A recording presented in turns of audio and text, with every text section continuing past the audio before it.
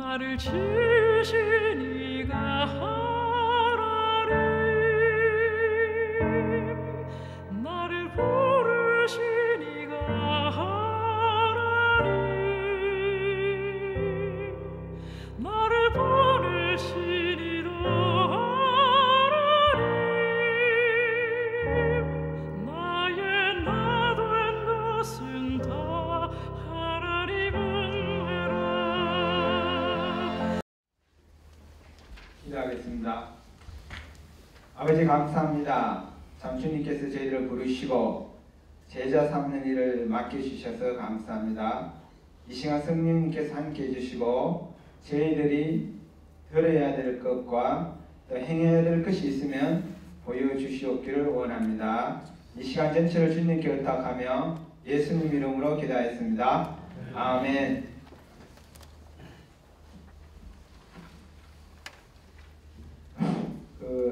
이야곱 선교사님의 발표를 들으면서 또 소개하면서 사역 내용을 들으면서 저에게 세 가지가 떠올라왔습니다. 이걸 준비하면서 첫째는 참 하나님께서 우리 대한민국을 사랑하시구나. 그래서 UBF가 한국에서 태동해가지고 전 세계적으로 흩어져가지고 지금 이렇게 큰 사역을 이루어가고 계시는 것에 대해서 참 하나님께 감사가 되었습니다. 그리고 또 저도 한국인으로서 또 자부심도 가질 수 있었습니다. 그리고 두 번째는 UF하고 저하고 태동이 DNA가 좀 비슷하다. 저도 레비게이트에서 시작해가지고 제자 삼는 사역을 지금도 하고 있기 때문에 이 내용을 읽으면서 저하고 동감되는 부분이 상당히 많이 있었고 또 많은 것을 배울 수가 있었습니다.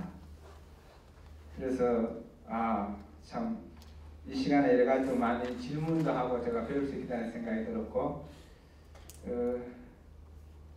세 번째는 이것을 어떻게 이제 아프리카의 가난한 나라에 자비랑 선교를 접목시켜야 될지 그것이 제가 아직도 고민입니다. 왜 그러냐면 부르키나파소 같은 경우도 아프리카의 대부분은 그렇지만은 수도권 와가두구 저희가 와가두구 수도에 있는 큰 교회 현지 목사님 몇 분들 외에는 거의 직업을 갖고 있습니다. 그래서 미쟁이라든가 목수라든가 어떤 운전수라든가 잡일들을 하면서 그 목회 일을 하고 있습니다. 그래서 제일 힘든 것이 시간 부족입니다. 금요일까지 심지어는 일요일까지 일을 합니다. 제가 옛날에 현상소 일을 할 때는 사진사들 중에 많은 분들이 목사님들이 있었습니다. 현지 목사님들이. 그런데 토요일 날은 뭐죠? 결혼식이 있습니다. 결혼식이 있으면은 한 달치 자기들 월급을 벌 수 있는 그런 기회인데 목사님들이 현지 목사 거의 교회식 가서 촬영을 하더라고요. 그럼 그 다음날 일요일 날 메시지를 전해야 되지 않습니까? 본인이 주님과 충분한 교제가 되지 않고 본인이 주님으로 받은 어떤 말씀이 없는데 그 다음날 나갈 때 메시지가 약하더라고요. 거기 제가 현진교회 목사님들 교회를 방문하고 메시지를 들어보고 또 라디오에서 나오는 메시지도 듣고 TV에서 나오는 메시지도 듣고 이러보면 부르키나파소의 현진 목사님들이 약점의 첫 번째가 말씀이 약해요. 그래서 저는 우리 한국에 있는 목사님들과 성경상 말씀이 강한데 타고났나 아니면 하나님께서 그렇게 택하여서가 처음부터 말씀에 대한 은사를 주셨나. 근데 알고 보니까 현지인들이 목사님 시간이 부족하더라고요. 그래서 이 자비랑 선교를 해갈 때 어떻게 현지 아프리카 평신도와 그들을 시간을 충분히 주면서 일을 해갈 수 있을까 그런 고민이 되었습니다. 그래서 일단 제가 시간이 제게 15분 주어졌다고 말씀했습니다. 그래서 좀 빨리 진행하도록 하겠습니다. 조금 전에 말씀하신 것처럼 가슴 모든 족속을 제자로 삼으라는 주님의 지상사명은 모든 성도들에게, 저는 거듭난 모든 성도들에게 주어졌다고 확신합니다. 제 이영에 있어서는 이야곱 선교사님과 동일합니다. 그리고 또 조금 전 유페 선교, 평신도 선교에 대해 가지고 하나님께서 크신 일을 이룬 것에 대해서 감사드리고, 우리 평신도 전문인 선교사 그 의미 중요성에 대해서는 저희들이 아무리 강조해도 지나치지 않다고 생각합니다. 왜 그러냐면 이점이 너무 많지 않습니까? 현재 선교사들이 들어갈 수 없는 곳에 직업을 가지고 들어가서 직장을 가지면서 사회가 할 수 있지 않습니까? 저도 자비랑 선교를 2006년, 94년 12년간 했습니다. 제일 이점이 선교비 경험 안 했습니다. 제가 월급에서 그 선교비로 충당해 가기 때문에 어떤 선거 보고 쓰는 데서 부담이 없었고, 제가 돈을 벌었기 때문에 제가 마음대로 쓸 수 있었습니다. 이런 이점이 있고, 또 선교사가 들어갈 수 없는, 목사 비자로 갖고 선교사 비자 갈 수 없는 곳에 들어갈 수 있기 때문에 너무나 좋은 것 같습니다. 그렇지만 평신도 선교사 한계점도 조금 전에 말한 것처럼 제가 12년 동안 해봤을 때 시간 부족이었습니다. 낮에는 일을 해야 됩니다. 근데 빨리 전환이 안 됩니다. 이 사업적인 일을 하다가 영적으로 바로 전환되는 것이 또 시간이 걸리더라고요. 그리고 또 UBF에서는 선교 대상이 대학생들이고, 그 대학생들의 중요성에 대해서 나눠주셨습니다. 대학생 제자 양성의 위기는 교회와 세계 선교의 위기이므로 결코 포기할 수 없는 선교 전례상 매우 중요하다고 말씀하시는데, 기록한 것처럼 제가 대학생 선교사를 하기 때문에 100% 찬성하고 찬성합니다. 이 말씀이니까 참 젊은이들이 중요하다고 생각합니다. 그래서 저희들도 이제 와가지고 대학교에서 한 70명의 현지인 대학생들과 졸업생들을 중심으로 사역하고 있습니다. 주님을 섬기고 있습니다. 그렇지만 또 이야곱 선교사 말씀하신 것처럼 또 각자의 부르심이 있기 때문에 다른 대상자로 부르심을 받은 선교사님들은 부족으로 들어가서 그 부족인들, 또 다른 계층에 있는 사람들을 부르심을 받은 사람들은 그곳에서 제자를 만들어야 되는 것은 동일하다고 생각합니다. 또 유격 선교 전략의 핵심이 1:1 성경 공부와 일용할 양식을 쓰는 것과 소감문 쓰기 세 가지로 볼 수 있었습니다.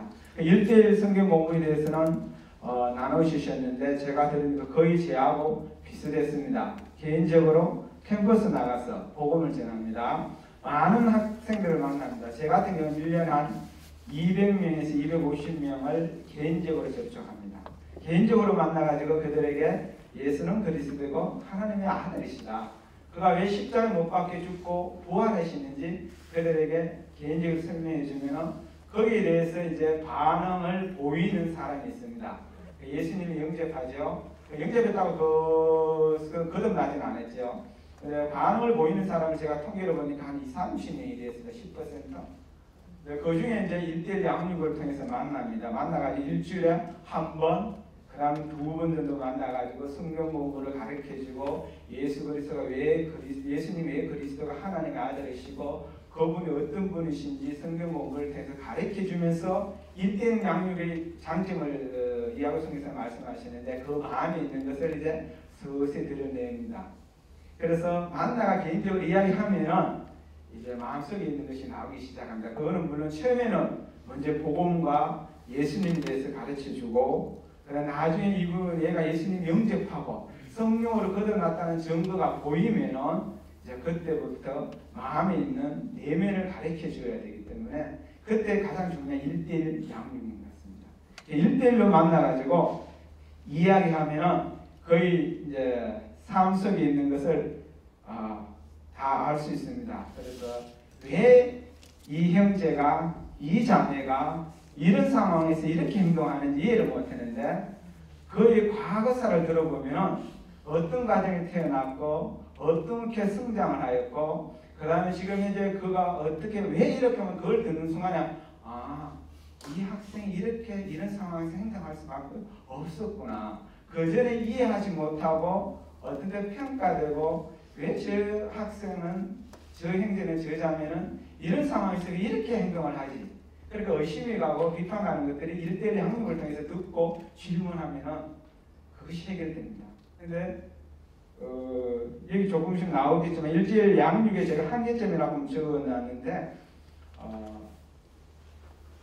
첫째는 이제 1대1 양육의 한계점 여기에서 보면은 뭐냐면은 제가 한 사람 복음을 전하면은 그 복음을 들은 사람이 또 다른 사람에게 전합니다. 그걸 재생산이라고. 그래서 여러 사람을 퍼져나가면 또 배가라고 말하는데 재생산을 할 때 방금 예수님을 영접한 사람은 열정이 있습니다. 성령이 불이 탑니다. 거듭난 사람. 그런데 그 사람은 복음을 전하여 사람을 데려오지만 양육할 수가 없습니다. 왜냐하면 첫째 양육에 대한 경험이 부족하고 두 번째 가장 큰 것은 성품이 뒷받침이 안 됩니다. 양육해줄 때 그 영역에서 한계가 부딪히고 또 두 번째는 오래된 5년에서 한 10년 된 형제자매들이 성경 공부를 계속해 가면은 타성이 젖어지는 여기 소관문색이라고 했는데 저희들 같은 경우는 경건의 시장, 파이탄, 암송, 그다음 특히 저희들 같은 경우는 적용에 대해서 강조를 많이 합니다. 그렇게 그것이 되풀이 되다 보니까 거기 상황에 맞춰 가지고 이렇게 뭐랄까 마음은 변화 안 되는데 머리로서 적용을 해 나가더라고요. 삶이 변화하지 않는. 그래서 제가 이 영역에서 좀 한계가 있다는 데 조금 전에 조금 설명해 주시는데 팀 모임과 요회 모임을 통해서 해결하신다고 말씀하신 데서 고맙습니다. 그리고 1대1 양육에 대해서 제가 부르키나파소에 느낀 것은 부르키나파소의 현지인 목사님들과 그분들의 사역을 봤을 때 1대1 양육을 거의 모르고 있었습니다. 그냥 가르칠 수는 있었어요. 성경 말씀을 가르치고 성경 말씀을 가르칠 수는 있는데 예를 사람 모아놓고 그분들의 삶 속에 들어가가 그들과 함께 대화하면서 함께 생활하면서 그들의 이 아픈 거 영적으로 아프고 성품적으로 문제가 있고 삶에 문제 있는 그것을 터치하고 고쳐주고 그것이 어떻게 성경적으로 어떻게 해결할 수 있는지를 그걸 해줄 수 있는 것이 제가 부르키나파소 현지 목사님께 거의 못 봤어요. 그래서 한 부르키나파소 목사님 어떤 일이 있었냐면은 갑자기 그건데 성도가 한 2,000명이 됩니다. 그 목사님이 한 번에 일요일 날 대예배 때 쓰러져 버렸어요. 왜 그러냐면 어떻게 했냐면 이 목사님이 성도들이 1,500명, 2,000명이 되는데 변화가 안 되는 거예요. 계속 일요일 날 설교 시간하고 주일 날 또 전체 모여놓고 성경을 가르치는데도 성도들의 변화가 안 되니까 이 목사님 너무 화가 나가지고 그 대예배 시간에만 성도들을 해가지고 아마 모세처럼 쳤는지 그래서 그 목사님이 귀신 들린 현상을 드러내면서 쓰러져 버렸어요. 그래가지고 거기서 이제 바로 데려갔는데 그 목사님 이야기를 들을 때 그때 왜 제가 알았냐면은 우리 교회 다니다가 예수님 믿고 거듭나고 우리가 다니다 1년 정도 다니다가 저희들이 사역이 힘드니까 훈련이 힘드니까 잠깐 교회를 갔던데 그 형제가 교회에서 그날 일요일날 대예배 때 참석하고 눈으로 복을 와서 저에게 이야기해주고 다시 저희들이 돌아왔어요. 근데 그 목사님이 왜 그렇게 힘들었냐면 가르치는데 성도가 변화가 안 되는 거예요. 성경 말씀을 가르치는데 변화가 안 되는 거예요. 그러니까 성도 수는 증가하고 1,500명, 2,000명이 되고 그분의 말씀 속에는 성령의 영감이 있더라고요. 성령의 영감이 있고 그 말씀이 능력이 있는데 영혼들을 거듭나는 것도 힘들어하고 변화가 안 되니까 이 목사님 화를 내버렸어요. 그래서 이 영역에서 저희들도 제가 여기 적었지만 우리 부럽권 한인 선교사 공동체 선교사님들이 이 UBF에서 행하는 이 1대2 양육과 이런 영역에서 저희들이 참 많이 겸손하게 배워야 된다고 생각하고 있습니다. 부르키나파소 대학생들 제가 도우면서 1대1 양육이 중요한 것은 제가 4가지를 적어놨는데 성적인 문제 아마 다 아시죠? 일부 다죠. 그 다음에 너무 이 가족관계가 복잡합니다. 시간이 없어서 이야기를 못하고요. 두 번째 장래 직업에 대한 불안한 문제. 저희 와가지고 대학교 같은 데서는 90% 졸업생들 중 90%가 실업자입니다. 직장이 없습니다. 오직 공무원, 공장이 없기 때문에. 또 가족들 가운데 오는 문제, 어릴 때부터 가족 관계가 얽혀 있습니다. 이 사람 나하고 관계가 사촌이다가 형제다가 그 다음에 삼촌이 되고 조카하는 관계가 됩니다. 왜 그렇게 되는지는 나중에 시간 나면 오시면 이야기해 드릴게요. 왜 그러냐면은 아무나 이렇게 살다가 헤어졌다가 좋으면 만났다 생활하다가 또 헤어지는 거예요. 그럼 또 저 사람 또 사는 거예요. 그렇게 하면은 이 사람 여기서 나는 자녀가 관계가 형성돼요. 저는 그걸 몰랐는데 1:1 양육을 하면서 대학생 형제자매들을 양육하니까 그들이 어릴 때 삶을 그렇게 틀어놓고 제게 이야기하는 거예요. 그럼 니하고 사촌이야 형제야. 사촌도 되고 형제도 된대요. 그래서 또 어릴 때 그럼으로써 자기 정상적인 부모 밑에서 자란 사람이 거의 없습니다. 부모로부터 흩어져 떨어져 가지고 있고 거의 언어적인 폭력 이런 밑에서 자랐기 때문에 깊은 마음의 상처. 이거는 예수님이고 거듭났지만은 그 마음의 상처는 이렇게 복음을 하나 예수님 거듭나는 걸 해결되지 않더라고요.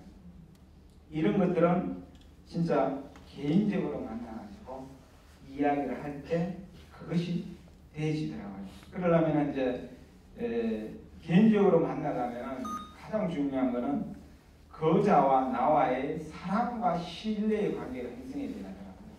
내가 그에게 예수님의 사랑을 쏟아붓고 그가 어렵고 힘들 때도 끝까지 믿어줄 때 그가 또 나에게 반대로 나를 사랑하게 되고 나를 신뢰하게 되는 그런 것이 형성이 되더라고요. 사랑과 신뢰의 관계가 먼저 형성될 때 그하고 저하고 했을 때 1:1 양육의 효과가 나타나면서 또 그 사람이 복음에서 거듭나는 기쁨을 넘어서 가지고 제자와 일꾼으로 또 자라가는 것을 보게 됐습니다. 여기 이제 소관문에서 제가 바로 가겠습니다. 성경 소관문의 UBF의 특이한 것 중에 하나라고 저는 생각하는데 소관문 쓰기가 성경 말씀과 필수 요건 세 가지 성경 말씀, 회개, 재교 고백과 결단이라고 했는데 이것은 저희들이 그냥 쓰는 소감문하고 제가 생각 유교육에서 많이 다를 것이라고 생각되어집니다. 그래서 제 경험을 여기 적어놨는데 제가 한 약 25년 전에 대학교 때 저는 내비게이터였고 그 형제는 UBF였습니다. 내비게이터에 어렵게 힘든 거 저는 그게 말하고 걔는 UBF에서 어렵게 힘든 거 말하면서 뭔데 소감문 쓰기를 이거 일주일마다 적어야 되는데 리더 앞에서 이거 적어야 되는데 내가 저 어떤 자매를 좋아하고 이런 마음이 그까지 다 적어가지고 와 그까지 다 적어 다 해야 돼?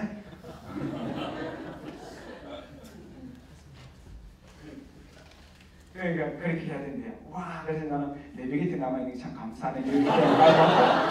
하나님께서 나를 유교를 통해서 불렀다면 그쪽에서 그걸 적어야 했을 텐데.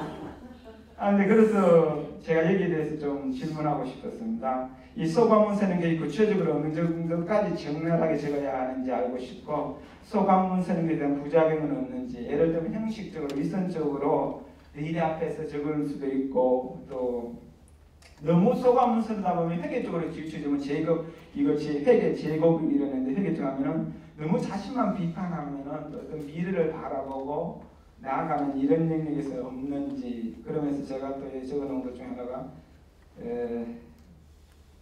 혹시 이 소관문 쓰는 것이 다른 지체들과 연합하는데 방해 요소가 될 수 있다고 생각해 보지 않았는지 그리고 다른 지체들과 연합하기 위해서는 소관문 쓰는 영역에서 유교도 조금 고려해 볼 수 있다고 생각해서 적었습니다. 그래서 제가 여기 있는 것은 소관문이 쓰는 것이 UBF의 독특성이면은 UBF 내를 만들 수 있지 않느냐. 우리가 원하는 것은 예수님의 제자, 전인격이 예수님을 담고 예수 그리스도의 그분의 삶을 지상에서 다시 재현하는 것. 예수님 우리를 통해서 살아가시는 거죠. 그것이 우리가 원하는 제자인데 제가 내비게이터 12년 동안 있으면서 내비게이터에 강점이 많이 있습니다. 그래서 내비게이터에서 있을 때는 좋은 점도 있었는데 약점이 뭐냐면은 내비게이터 사람을 만들었는데 내비게이터 좀 보수적이고 그런 것이가 다른 사람하고 타협하고 대화하고 이야기하는 영역에서는 또 실패한 것 같았습니다. 그리고 또 지도하고 싶은 것은 현진 제자 양성을 많이 해가지고 지금 현재 많은 성교에서 120명의 제자, 또 12개, 10개국 정도 파송하고 있는데 현진 스텝의 수준이 어떻게 정해서 UBF에는 그 기준이 무엇인지, 왜냐하면 여기서 저희들 선교사님 각자의 그 기준을 말을 하려면 각 선교사님이 각자의 기준을 갖고 있을 거라고 생각됩니다. 그렇지만은 좋은 거기 현진 모델은 우리가 당연히 예수님을 많이 닮은 사람을 생각되죠. 그다음 파송교와 선교단체의 건강 관계는 제가 읽어보면서 참 UBF 너무 잘하고 있었습니다. 서로 파송해주고 지원해주고 도와주고 또 불러주고 계속 양육해 관리해가는 이 시스템 보고 참 하나님께 감사가 됐습니다. 선교제 제자 양육에서 평신도의 장점, 조금 전에 제가 말씀한 것처럼 그런 장점들이 많이 있고 또 약점은 시간의 부족이 있고 그 다음에 하나 더 여기 적어진 것은 UBF에서 평신도 자비랑을 시작했다가 언제까지 자비랑을 하시는지 아니면 중간에 그만두는지 그래서 끝까지 가는지 제가 알고 있습니다. 제 같은 경우는 약 12년을 현상소로 직원으로 일을 했습니다. 그때는 이제 일요일날 캠퍼스 가고 운전하고 저녁에 8시부터 10시까지 캠퍼스 기숙사 가서 보건전했습니다. 그래서 거기에 사람이 하나님 붙여주셔가지고 약 숫자가 조금 증가하게 한 20-30명 될 때 성교에서 이제 저희도 이제 직업을 그만두었습니다. 왜냐하면 더 이상 시간의 부족으로 계속적으로 할 수가 없더라고요. 사람 숫자도 20명 이상 넘어가지 않더라고요. 1대1로 양육하고 만나야 되기 때문에 한꺼번에 일요일에 만나가 가르침을 끝나지 않았고 개인적으로 만나가 이야기해야 되고 또 도와주고 하기 때문에 시간이 너무 부족해가지고 제 같은 경우는 그만두었습니다. 그래서 이런 영역에서 어떻게 되는지 잘 알고 싶습니다. 그래서 또 여기 자비랑을 통한 제자 양성, 자비랑, 그 다음에 제자 양성, 이 두 단어 참 중요한 것입니다. 여기서 가장 중요한 것은 선교사가 현지인과 함께 생활하는 인격적인 1대1 관계성을 맺고 예수님의 마음을 나눔으로 생활 속에서 예수님을 뵈도록 도와줍니다. 그렇게 해서 제자를 키운다.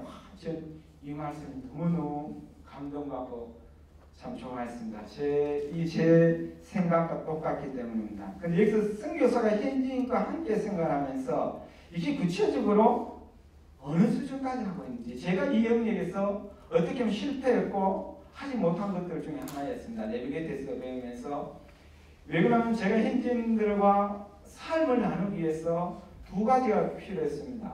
내가 그들 현지인 수준으로 내려가서 삶을 살든가, 현지 대학생들이 생활하는 생활, 방 15,000세파, 20,000세파 되는 방에 거기 모여서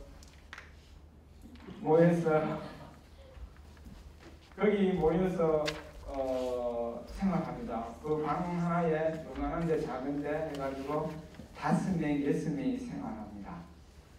과연 그리고 그들은 하루에 2끼 먹습니다. 그 수준으로 내가 내려가야 되느냐? 그렇다면 그들을 내 수준으로 끌어올려가 지금 내가 생활하고 있는 것으로 내가 지금 생활하고 있는 빌라 내 방이 있지 않습니까? 집을 해가지고 세냈는데 거기에 데려와가지고 선풍기 밑에 재워야 되는가? 식사는 어떻게 할 것인가? 내가 그들 수준으로 내려가서 그 밥을 먹어야 되는가? 아니면 그대로 나의 수준으로 올라 그 밥을 먹어야 되는가? 그래서 결국은 제가 현지인들을 집에 생활하고 데리는 것을 포기했습니다. 그 대신 옆에 학사반이라고 만들어가지고 거기서 합숙시키고 생활훈련하고 가끔 가서 계속 살펴보는 것으로 했습니다.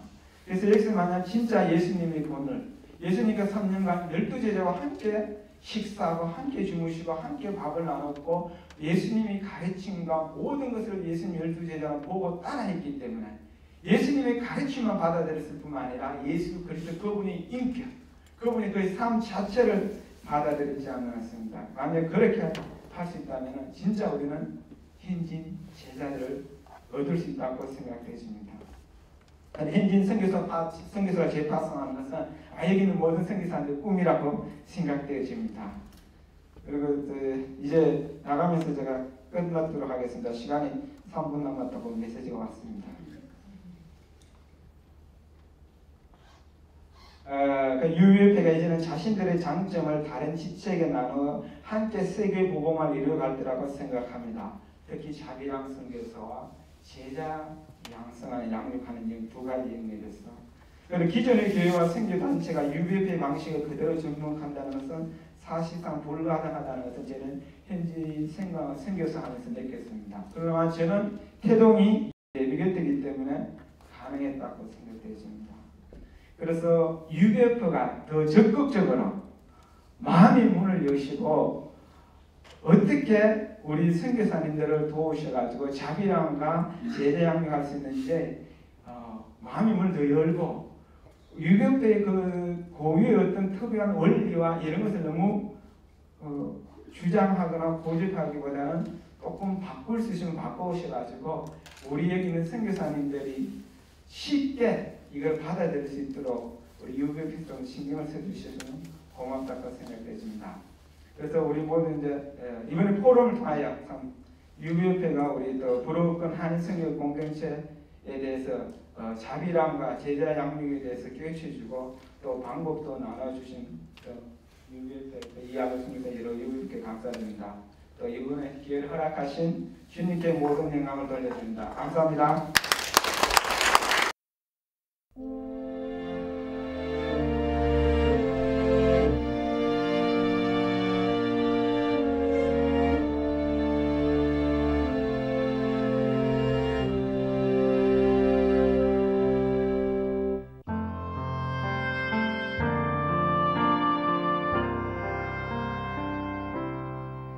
나를 지으신